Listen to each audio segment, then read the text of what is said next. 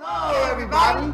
We invite you to watch the Wake Up Miami morning show, affectionately known as the WUMMS show, with your host, Andre So. And I'm Lyneise Rachelle. Make sure that you are tuning in every weekday from 9 a.m. to 10 a.m. And you'll catch the hottest morning show in America. Yeah, we're going to say that. Right. The hottest morning show in America. I said it. What? America. What? I did. Only in America. Listen, you can catch some positive affirmations. National days. News, shenanigans. Local, national, the whole nine, and the dance off. So don't miss the show. Yeah, don't miss it. Want to drink? Drink on that. Drink on that.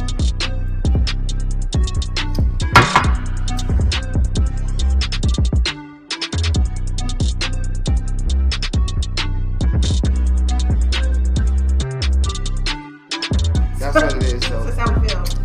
So you make sure that you tune in. That's how we feel. Made by Quezzy.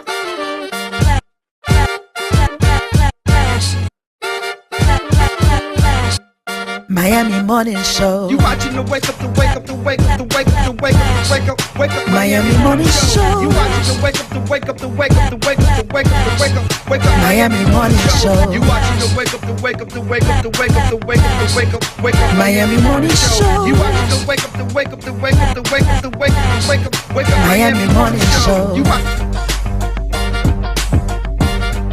Miami morning show. You watching the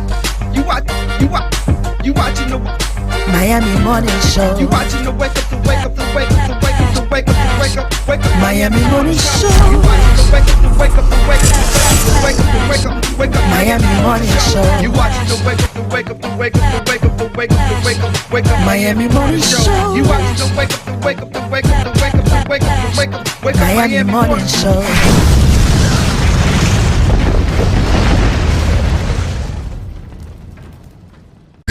Now time for positive affirmations.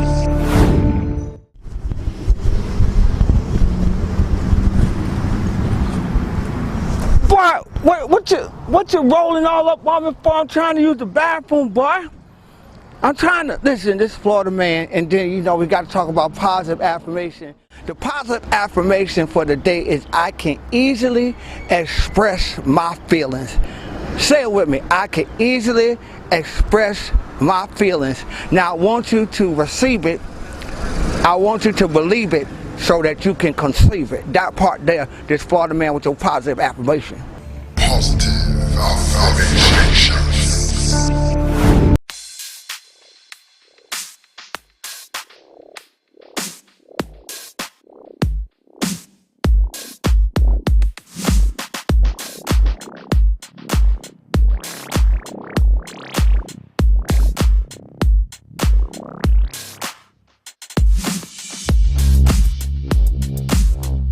Alright, so this is the man and the reason for the season right now. This is my brother Nate Joseph. What's going on, Nate? All is well, man. By His grace. It's good to see you. By His grace.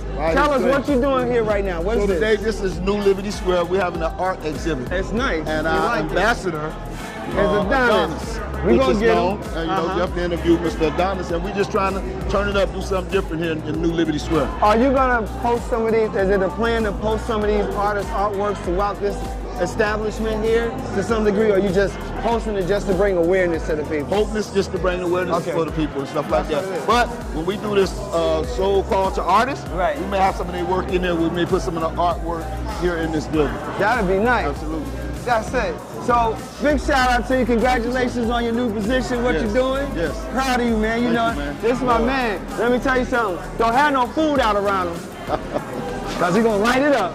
You got the beard and whatnot, you see him, right? Yeah, right? Look at the screens. I just want everybody to know this is my brother. I love him. And if you're ever in Liberty City at Liberty, what is this? Liberty City what? New Liberty City. New Liberty City, right? If you're ever over here, come check out the artwork and just come support. Tell the brother you love him. Tell the brother you support him. And that's what it is, all right? We're going to be right back with some more people. Don't go nowhere. So what you see here is a representation of that, of us as people uniting and creating something good, bringing out all this talent and just supporting the community. But we have to do it together, right? And that's the most important thing. So we can't continue to be apart, but let's do this together and move to the next level and move to the future. Okay, I'm here with another distinguished individual. I'm going to allow her to introduce herself. Please introduce yourself. Hi, my name is Desiree Faulkner. I'm the development manager for the Liberty Square project for Related. Excellent, excellent. Well, that's a serious title, ain't it? Oh, it's serious. There's a lot of weight on that shoulder. Right, there's a lot of weight there, but you look like the type of person who can handle it. I try. Right, and you do it ever so well. Thank you. Tell us about this art exhibit here and the purpose of it.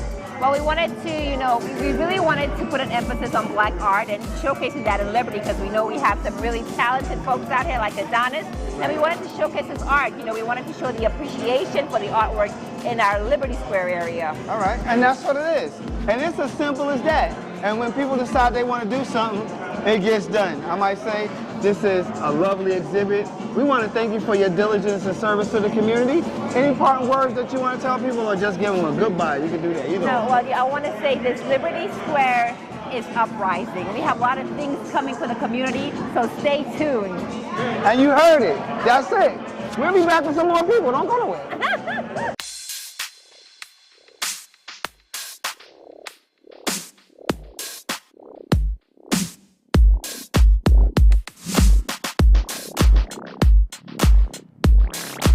Man, you know what it is, man. Come on, man. You know Look, I got to step down because, it's the gentle giant right here. Yep. You putting this on right now, I think, is outstanding. Thank you. Big shout out to you, sir. brother. You Yes, know, sir. I love you. Love you too, yeah. You've been rocking for a minute. For a minute, yeah. Tell us the significance of doing this right here, right now.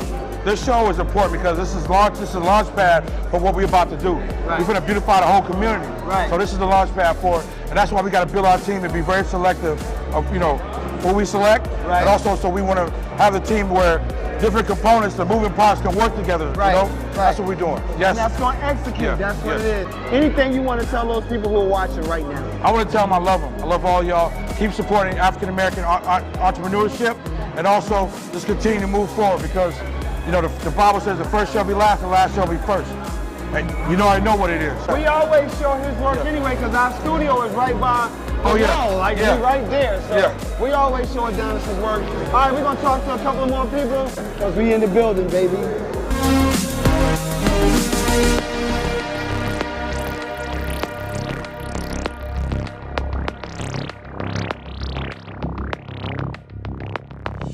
I'm on the scene. I'm at the Experience. What is the name of this? It's called The Experience, right? The Experience with the X. Right, with the X. It's The Experience with the X. Now, The Experience is an artist, what would we say? This is an artist showcase? Yes, exhibit. An artist exhibit featuring some of Miami's most prolific Black artists, such as the one who I'm standing here. Introduce yourself because I want you to tell them who you are. I am the art minister, the one and only, Alfreda Mooster. That's Alfreda Mooster, y'all. Y'all know it.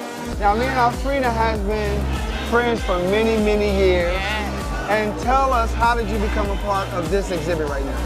Well, I'm thankful to the one and only Adonis Parker. He called me up and said, I would love for your work to be a part of this exhibit, and I'm here. So. You know why he called you? No. Because you're a dope artist. That's why he called you. What you mean? Like, she was trying to act. I said no, because I could hear your answer. Yeah, she's a dope artist. Like, Alfreda has been putting in work for many, many, many years and many more to come. Tell us about the two pieces we stand around. This is your work right here. So we have legends. I love to do musical legends because I love art and music and God all together, if you know me. So this piece here is the one and only, you should know, Stevie Wonder. Yep. Stevie Wonder. You got all the keynotes and the records on there. And over here, we have our legend, Tupac, the one and only. And he's rocking that chain with Africa on it. Africa on it. Yeah, and this piece actually glows in the dark too, as well, if you turn off the lights and everything. There's many more around, but now this is sold too. Okay, I'm trying to hide, so that's what it is. We at the Experience with the X art exhibit. We're gonna talk to some more people, and this is your boy Andre Soul for EUTV on the scene. We'll be right back.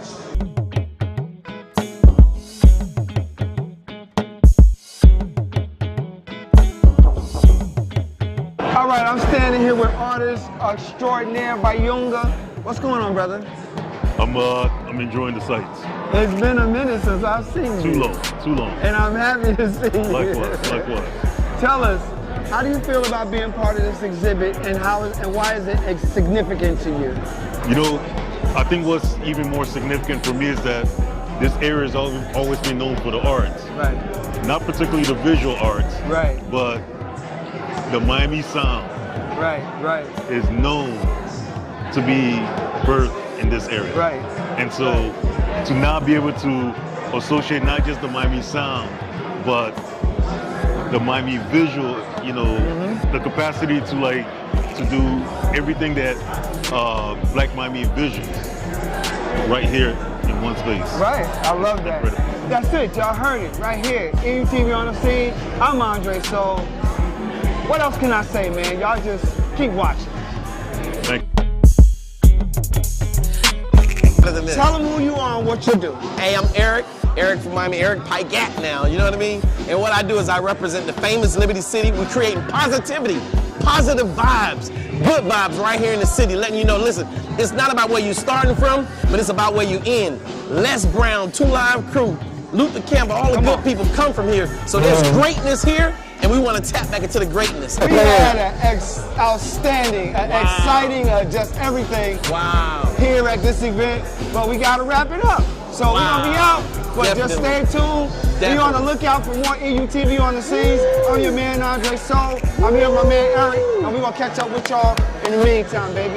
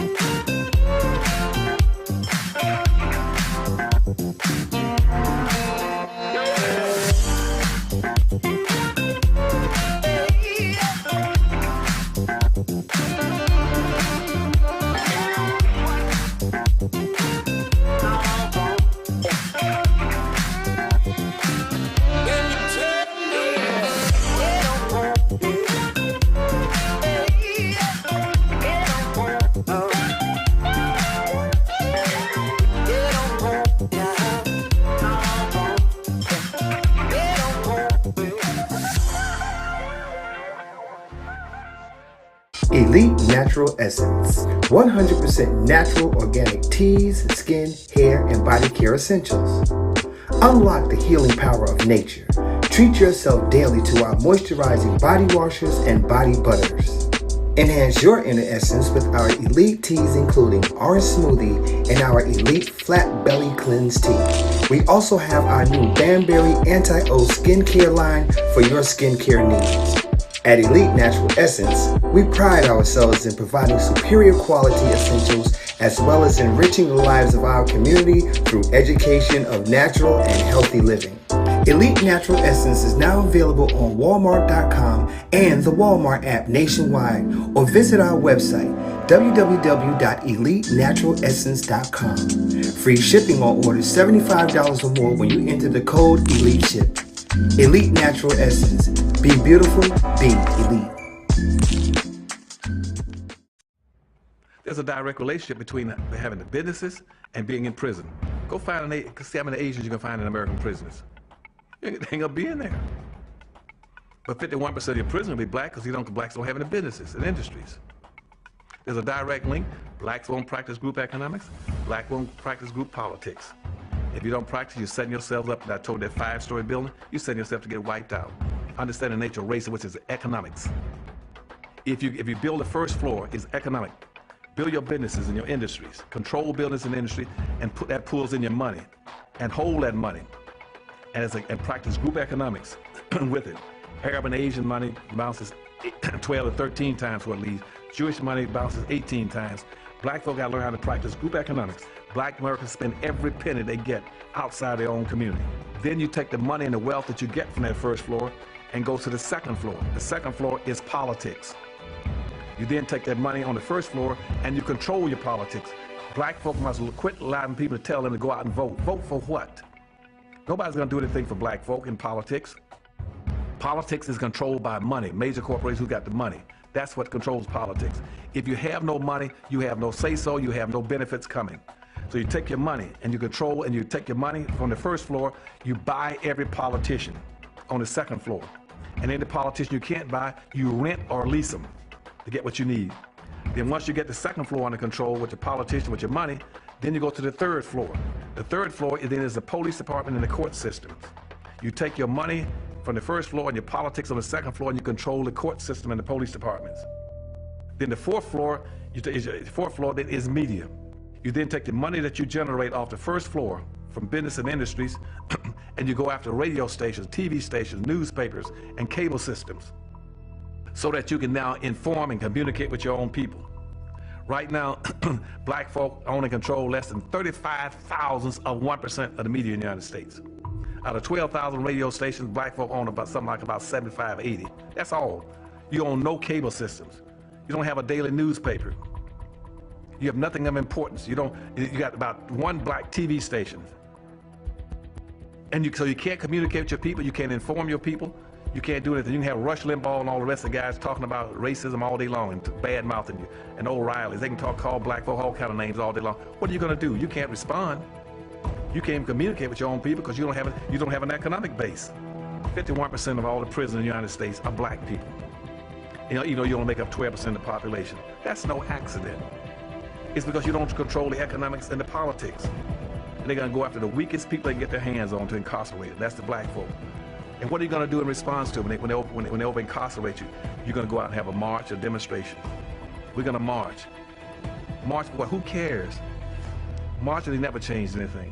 Does your business need a video commercial? Let iUrban TV produce one for you today. Affordable 60-second video commercials for your website, social media platforms, or promotional purposes. We specialize in media production, content creation, photography, videography, and more. Prices starting at $2.99. Contact us today by calling 786-294-0659 or email us at iurbantv@gmail.com.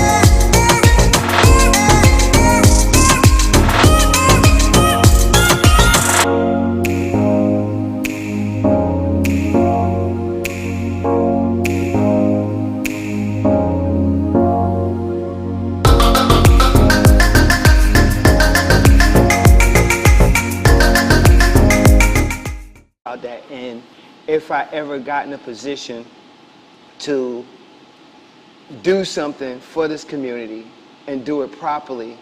See, my goal is, this is my goal.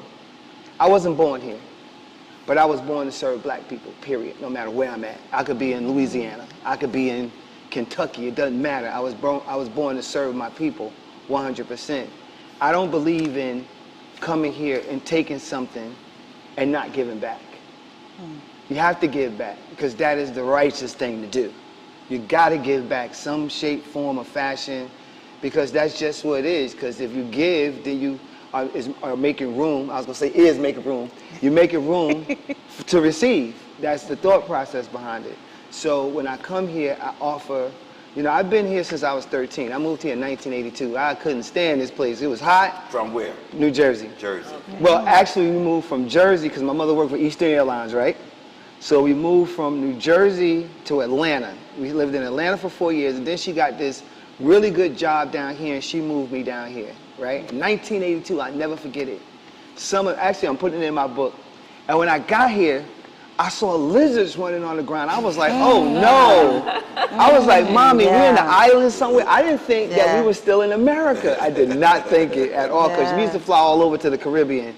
I was like, are we still in America? She was like, yeah. I was like, well, where are the squirrels at? They don't have squirrels down here. And back then, it used to rain like, whew, it used to really rain back then. And you would get these frogs on your window with the suction cups.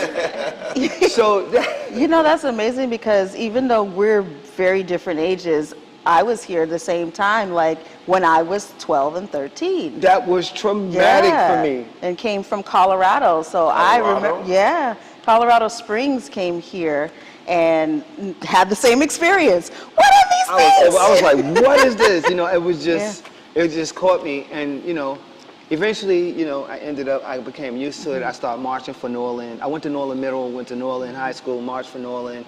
And I was supposed to march for FAM. I actually made the FAM drum squad. I never got to go though, because life got real at that moment. So we're gonna leave that there. All right. But I do want to say it is an honor and a privilege to have you guys. Absolutely. To have you. I'm not gonna say you guys, because she's gonna be like, don't say you guys.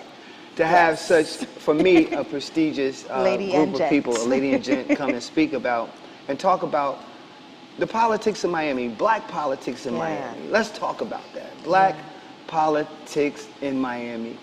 Before we get started, please introduce yourselves and tell us who you are, the dynamic duo.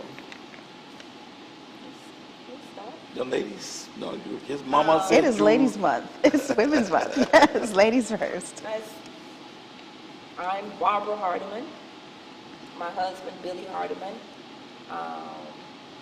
Who we are, I think we're just people who love our community and just try to give back. The comment that you made about giving, that's what we live our lives by. Just trying to give back and make the community better. Right. And we've been doing that for 40 plus years. Together? Together. Together. 40 so okay, here we go. Where did y'all first meet? How did y'all meet? Yes. Go ahead. No, you go ahead and finish. You do your introduction. Yeah, do your introduction. Tell us how y'all met. I want to hear this. We probably have a different idea of how we met, but 40-year argument. I want to start with you know, my father. Bahamian is L.G. Hardiman from Cordele, Georgia. Okay. His wife is Ethel Hardiman, Cordele, Georgia. Country people. Right. Okay. They had 15 children. And wow. I know it's a lot of y'all. I know it is. I met back quite in the day, was a I'm lot number of children. 5, so I had 10 under me. Right. Of the first one to be born in Miami, the other 4 were born in Georgia. Okay. So that's how I began my beginning. Humble beginnings. Right. And where were you, in Liberty City? Or where'd you? When my parents first moved here, they settled in the Grove. Okay. They settled in the Grove, stayed in the Grove a few years, and moved to Liberty City. I remember moving to Liberty City. I went to elementary school in Liberty City from the first grade until I graduated from high school. Right. So that's interesting. And I was actually born in Hollywood, Florida. Okay. Grew up in Carver Ranches, which is now known as West Park. Right. Yes. I would say my household wasn't as functional as it could have been. And I always heard from my elders, get an education, get an education. Right. Yes. So my way of getting out of the situation I was in was to get my GED when I was 15 years old and attend Miami-Dade Community College. And that's where I met him. At Ah. I went to Miami-Dade. So when you met her, what did you say when you saw her? What was in your mind? Well, I was the president of the student union, the Black Students Union. Okay. And she was I was a journalist for the school newspaper. And Oh, wow. my assignment was to go and do an interview about these radical students. Uh-huh. I went to go interview, saw him. To me, it was love at first sight. Oh, I never wrote the article, never wrote another story. Wow. Joined the Black Student Union, and from there, we just grew closer and closer together. What did he say to woo you? Oh Yes. my gosh. I just remember it was You know, when you're tall, dark, and handsome. That's right, yes. I'm such in awe right now. I'm such in awe right now because I was president of the African Student Union there too. Oh, really? At the WUMMS campus, Okay, yes. outstanding. Yeah, Okay, I was. And I can't think of the lady's name. She was a black lady, had dreads. She was over the African American studies there. I can't think of her name, and it escapes me right now. Yeah. But it'll come back. But yeah. Well, you know, growing up in Miami, right? Growing Right. up, some of these first memories is like, I didn't realize we were poor. Right. Huge family. I didn't realize we were poor. Right. So I went to work at a corner store. I'm about the third grade. Worked all year. All summer, had my mom save my money, hold my money. Come that time for school to start, I went to my mom, hey, my money.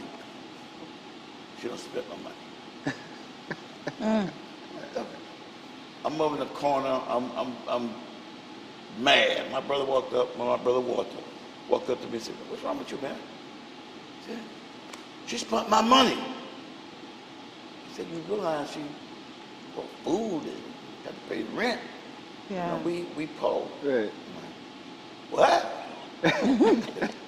For real, I'm like I didn't. And when he told me that, I felt deeply loved by my mom. Yes. And since then, all my siblings call me the flower child because I would take her flowers. Right. And so that kind of shaped who I was, kind of young. Yeah. Finished high school, went to the Army, stationed in Atlanta. Right. Wow, look at that. Right. For 3 years. Why in Atlanta? He was that tall? Tall, dark, and handsome. Why in Atlanta? I used to fly back to Miami 3 weekends a month through a military hop. Right. To Opelika Airport. Right. That's called a military hop. So I raised up here, left here a regular Miami guy, just a Miami guy. I don't know how to say that. This been a fast city. During that time, there was the cocaine, cowboys era. Yeah.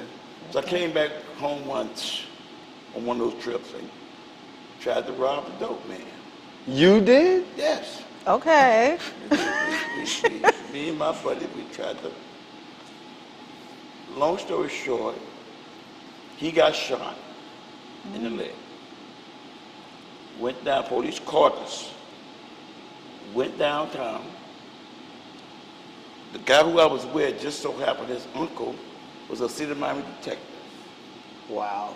And that's why I didn't go to prison and I was allowed to go back to the Army.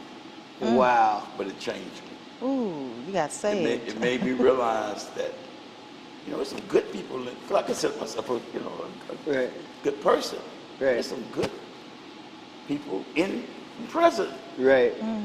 So you got to get your head right. Right. So I ran into a guy by the name of Jose Williams.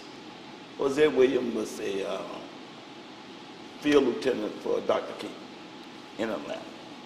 Went to his church, and that's where I became politicized through. Politicized? Yes. Okay, I like that. Through Jose Williams. That's okay. Reverend Jose Outstanding. Williams in Atlanta. And when I got out of the Army, took that mindset, came to Miami-Dade, Black Student Union, and really learned my history, African history. And being from Miami, you didn't know who you are. We're from Miami. I know where you're from. I learned my history. I learned who we are. That's why I love our people. Consider ourselves Pan-Africanists. Whether you Pan-Africanists, total liberation and unification of all Africans. Y'all better go ahead. I never knew this. I never knew. Yes. That's I love it. You know, that's my. That's our foundation. In fact, I was excellent. We run into some infighting with some of the other local activists here. I'm like, couldn't figure out what it was. And then one of my dear friends said, you know, Billy, you don't understand that there's a Bahamian Georgia boy fight. Right. What are you talking about? Right. I get it. He said, look at the commission. You got Dennis Moss, Bahamian, Betty Ferguson, Bahamian. Wow. I think of this, was it Roll? No, what the third, what is that? No. And then he brought up, Teal? Not Teal. Was Teal Bahamian too? Burke was Georgia. His wife was Bahamian. Right. Teal was not. That's why he got to Miami probably. I get it. So when he said that, you know, I'm like, because I look at black people as Africans. Yeah. Right. Look at that's, you know, you Jamaican by accident. Right. Cuban by accident. Right. You know, you my cousin. I don't care how we look at it. Yeah. So that's how we got politicized, Black Student Union, and while we there, our faculty of ours was Carrie Meek. Carrie Meek was our faculty. Who else? She was your what? Faculty of ours. She worked in Miami-Dade. She worked in Miami-Dade. Whoa. This is so dope. Y'all learning a lot today. Yes. And also her buddy was Miller Dawkins, Commissioner Dawkins. And one of the first campaigns we ever worked on was in '79. I think it was Rapid Transit that Carrie Meek got us involved with, and we worked on her first campaign. So she kind of got us into working on campaigns. That's outstanding. So that brings me to this question. With all of that history and how you all got started in politics, it was like a natural joining for the two of you. Yes. What is the importance of maintaining the political footprint in Black Miami, actually? It's extremely important. If you don't have a political presence, you don't share in the goods and services that particularly the government has to offer. Right. So if you are not represented, if you're not in the room when the decisions are being made, it's to your detriment as a community. Yeah. Right. So it's extremely important that we keep a representation in a big way. I can remember one of the things that Billy Mom said to us once that stands out. Because we were always in the street marching. If it was a march, if it was an issue, we were out there leading the march. And she said, you know, it's important to be out there, but it's also important to be at the table. Right. Yes. When you at the table, that's where the decisions are made. Yeah. So we took that advice and worked hard to try to get seats at the table. Before you move, I want to. Something just sparked me, and I'm sorry. I want to ask this question. What was that temperature like back in the 70s? Because I've been here since 1982. When I first came here, I was 13 years old. I know what Miami was like. I know that black people wasn't getting a fair share of nothing. And you guys, you two came along. Because she's going to keep saying it like that. She's right. You two came and pushed an agenda, a platform. But I want to know, from your eyes, what was it like, college students, and seeing the disappropriateness within the political infrastructure here in Miami? Yeah. A lot of it expressed itself through police violence. Right. To see the level of police violence in the 70s, early 80s. That's the McDuffie Rebellion. It's one of the things that gave us something to work on that we've been trained through our college, right. Through the Black Student Union, through our training to deal with. So that's why we became community activist types and spoke out against police violence. Right. To see. If you look at some old footage, you'll see Billy there, either at the table in the background. He had an afro. Would push, He had an afro there. Not quite an afro, but I mean, we would push when they called us, you know, y'all rioters, you're rioters. No, we rebelling because of this. Right. And we were able to put issues on the table that would normally not get on the table. That's outstanding. That's outstanding. Oh, yes. What was one of the biggest challenges that you faced in putting together campaigns, and how did you overcome that?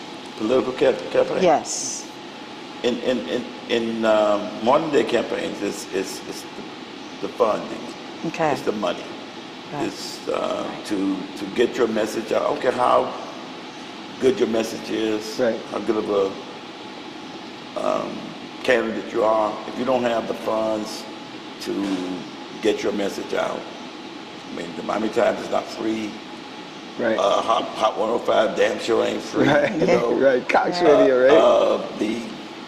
The mailers, you know, it's the money. Mm-hmm. And when you understand that, and you look at Miami, it's a group of about 100 people that fund all the campaigns. Right. All of them. That means that they're selecting the leaders. Wow. Yeah. That provide like the funds right. for the campaign. One of the things we do, we take, I'll call underfunded candidates and help them get their message out. Help them get their message out. Invest our time, knowing that they can't pay us. Yeah. Can't afford to pay us, Yeah. but we believe in them. Right. And if we believe in them, so it's not just the money. We need the money to be able to do it, but we don't go in for the money because both of them cannot pay us. You're talking about a demographic that don't vote because they've been so disenfranchised and they've been so shut down that they don't believe in voting. Right. It's not an accident that we don't vote. I mean, just like it's not an accident that we don't read as much as we should read. We've been taught that. I mean, it was a point that you got killed if you went to go vote. Just like at a point if you went to read a book or something, you got killed. Wow. So I think it's like in our minds. And I mean, it's good reasoning behind it if you ask that average person, but you know, voting is important. It's imperative. It is such a thankless job, like being an elected official. Right. It's a thankless job. A lot of people hate. A lot of people hate politics, but they want their son or daughter to be president. You know what I mean? So it's a disconnect there. Yeah.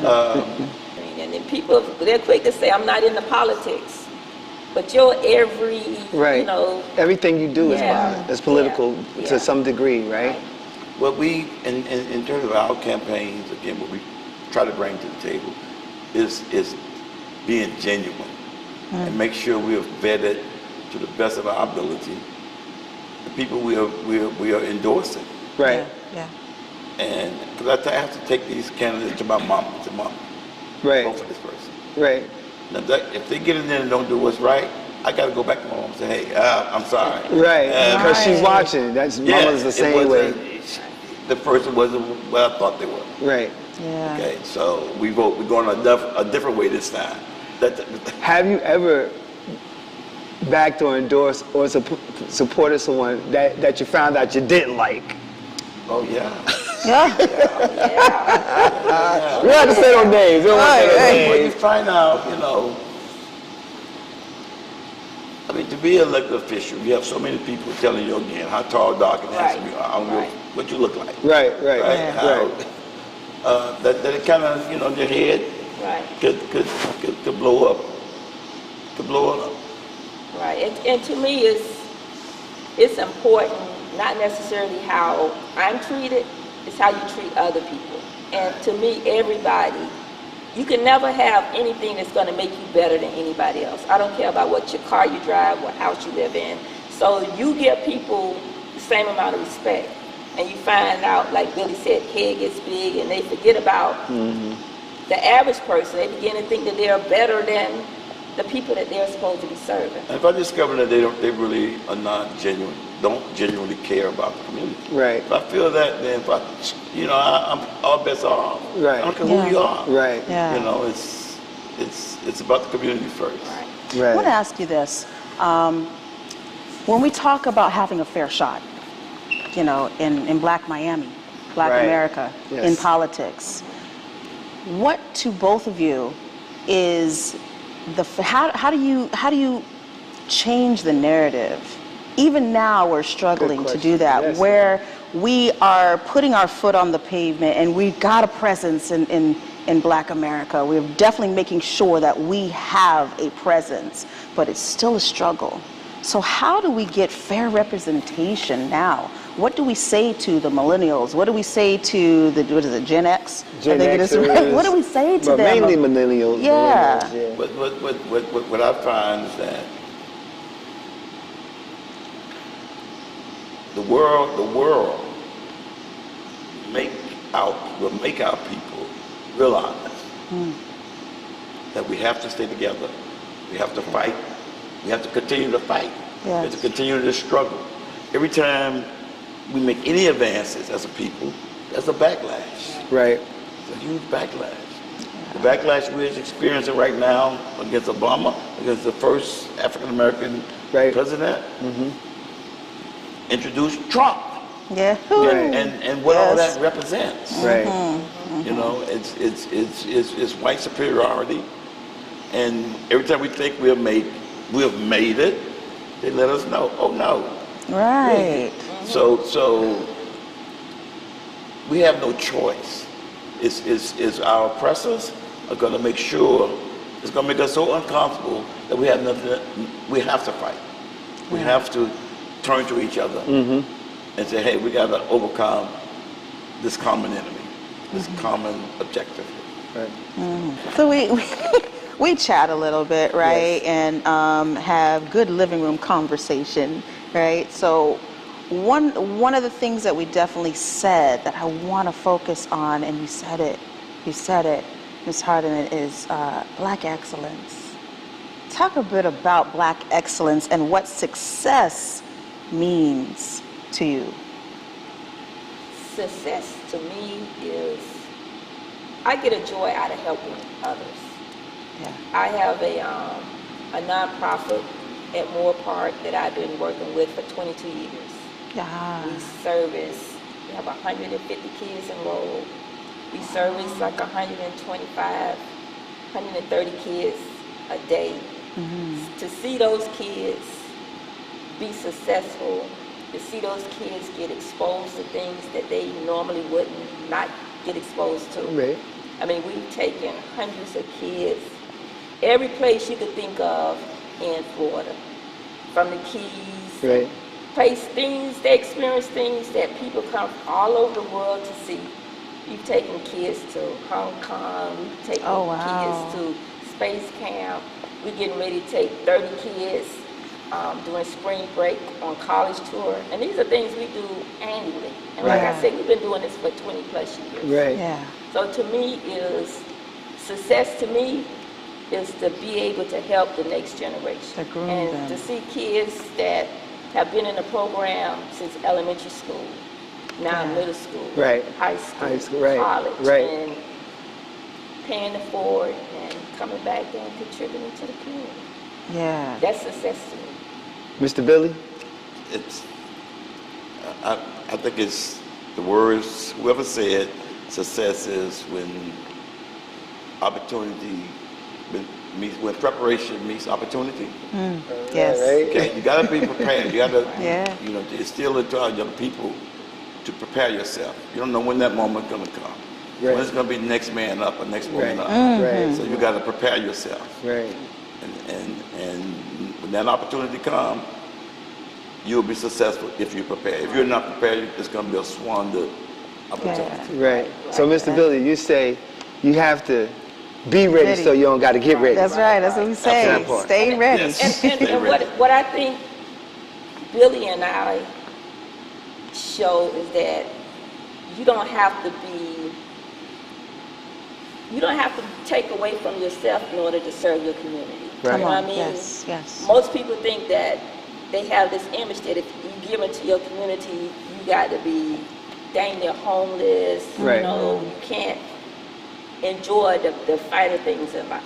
Right. And we show as example that we can still, you know, eat what we want to eat, drive what we want to drive, Right. and still put our community at our top priority. At the highest. I think one of the things that absolutely turns me off about being a part of or latching onto anything that somebody is doing, you know, they could be doing something amazing and positive, but I get a little clouded and I'm really turned off when they're too boastful, you know, when it especially, there is a fine line, and, you know, correct me if I'm wrong or make a statement about this, but there's a fine line between pushing our Black agenda, right? And making sure that they know who we are and being boastful about it. Am I right? Wearing it on your sleeve, that's what we call it. Yes. What do you call it? What? Wearing it on your sleeve. Wearing it on your sleeve. Yes. I like that. Yeah. I like that. So, go ahead. No, and we have had the opportunity coming up in Black Student Union to travel. I mean, we met. We hung out with Jesse Jackson, Stokely Carmichael. The list just goes on and on and on, that the opportunities that we've had. And now even when my family members see me, they say, "Oh, you still into that Black stuff?" Well, I am. I'm Black, right? Last time I checked, you Black. You know what? In order to make the next generations want to be involved in fighting for our people. Right. It has to. They can't look at you. Okay, you're a soldier, right? You can't look like you can't look bad. You can't have no shoes, no clothes, no car, no apartment, no. Right. And you want me to do? No, I don't think. That's what I say. It's a fine line. I want to find something else to do. So I think it's important to show, but you never know the kids who are looking at you. That yes, you could be an activist. You could be for the community. You can fight like hell for the community, but at the same time, do not use it for the damn excuse not to support your children. Right. Yes. Don't use it as an excuse. Right. You know, not to take care of your responsibilities. Right. Yeah. We have to take care of those. Plus, fight for our people. Right. That's our duty. Now, on top of everything else, let's talk about this, the Hardeman regime. Okay, I want to expound on this because I know in certain cases people try to make the Hardeman name or the Hardeman political machine look bad, right? And I think that there's a misconception. I think that other news outlets and other newspapers want to paint this picture because it gives them a form of control, and I am definitely about taking control over our narrative. So at this moment, because people are watching and they want to know, like, well, you know, he's not. No, we're going to talk about that too because we talked about it, and I want you to feel comfortable in talking about it. That's why we talked about it previously, right? So let's talk about the Hardeman political regime and why it exists and why it stands the way it is, and what are some myths that could be debunked about the Hardeman regime right now? Because you mentioned a lot on the break. What are some myths that could be debunked? Some honest to goodness stuff. Well, when you say the Hardeman regime, you know, we've only had 2 elected Hardemans. Right. Not a dynasty, not my father, my son. None of it's been two. Right. For two terms. Not one was elected for one term, and now the other one's going into his third term. Right. So it's not. It hasn't been this long Kennedy's type. Right. Thing. No. And you have folk want to say that particularly that I think the newspapers, the television reporters to a certain extent want to look at what Barbara and I have accomplished, and I look at that as helping wannabe candidates who otherwise would not have been elected if we did not invest our time, our treasure, our skills and these candidates, many were not the establishment candidates. Right. They didn't have the monies from the downtown lobbyists or the downtown business folk. Their campaign, we were successful in getting people elected from the bottom up. Yeah. Right. And they don't like that. They want to be able to say that if you got the Miami Herald's endorsement, you're going to win. Right. Not you got the support of a Hardeman, you're going to win. So they want to tear that down. They want to tear down to say that, oh no, this is some gangster gangster family. Right. And nothing could be farther from the truth. Right. As I said, we're a very humble family. So it's just. And you got siblings that are administrative. They work in certain areas and certain high areas of employment in Miami, serving the community. Yes, my family. Again, my oldest brother George, Vietnam veteran. My brother Walter, retired to the Miami Police officer. My sister April, retired Miami Police Department. My sister Carol, retired from the Parks Department. My sister Danette, retired from the corrections. And you retired. And you retired. And I retired. My day job was the Solid Waste Department, 30 years. Okay, so we've all paid our work for everything that we've achieved. No one it's not been a free ride. We didn't own a house. Right. Coming up. We never, I never lived in a house that we owned. And so when they try to set us up as we're some type of gangster family that's getting over on the community, nothing could be. No, you just have a good recipe. Right, and it's, a lot of it's just hard work. Yeah. We work hard. We all in. That's good. I'm so thankful that they have automatic payment on utility bills. Right. Hallelujah. I get so far in, I go home, my lights off, the water off, because I'm like focused on achieving. Remember, you used to have to go to the line and pay the bills at the pharmacy on 54. Remember that? You had to go there and pay the light bill? I remember that. Mr. Billy and Miss Hardeman, it seemed like to me, like you guys are like my family. Like they worked hard. They worked hard. Nobody was out. None of us come from perfect families, but for the majority, they worked hard. Like your brothers and sisters and yourself didn't work a job for 5 years.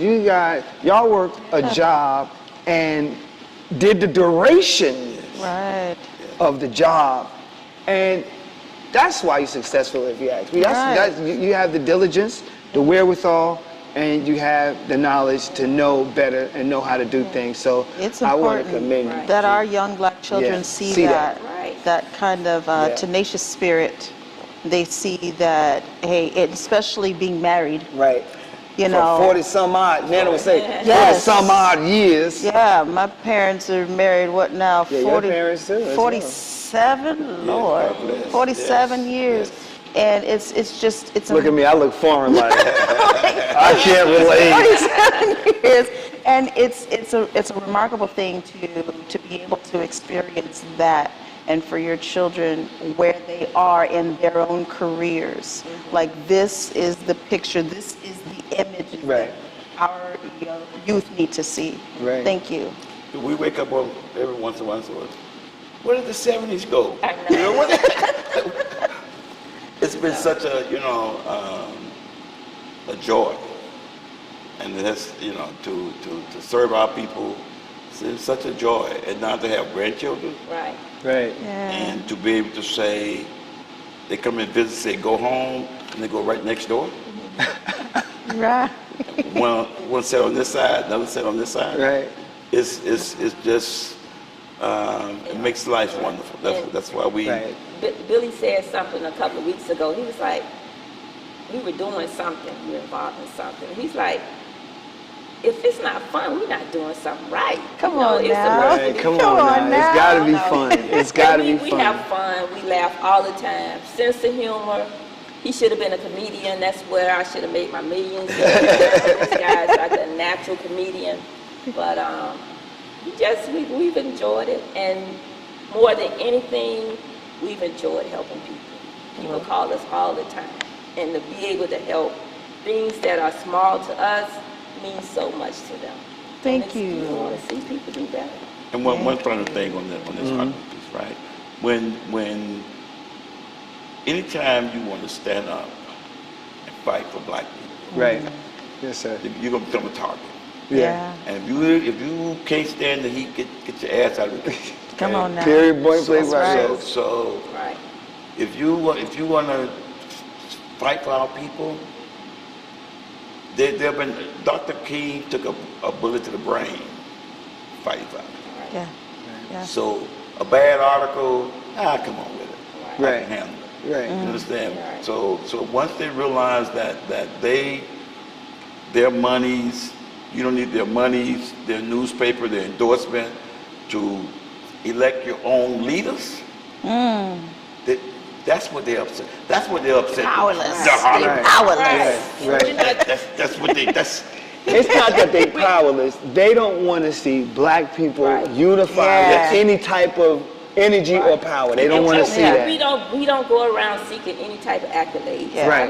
No, you guys. That's why I wanted to do this interview, because you would have a generation of kids not knowing who you guys are and what you did for this community. They have to know that. They got to know that. You know, I'm always quoting my father because he's incredible. And I'm a daddy's girl.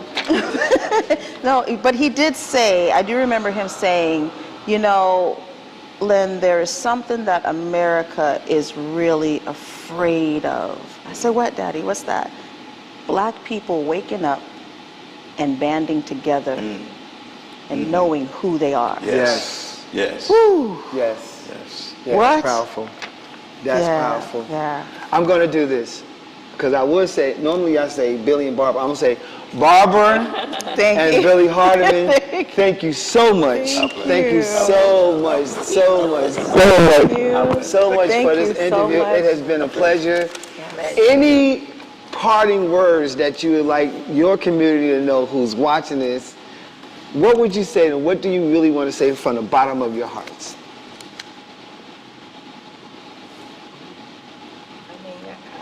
I genuinely love the community. That's all I can say is I love you. Right. That's all I can say. And I try to show it every day. Yeah. Okay. That's all I can say. That's it. Yeah, I heard it. That's it. It's final words. Final word. Ditto? Ditto. Ditto? Final word. That's final words. Mr. Billy say ditto. Let the lady have the last. Thank you very much. We appreciate it. Definitely. We can get up? Yeah, we get up. Yes. Now we get up. Come on. Made by Quezzy.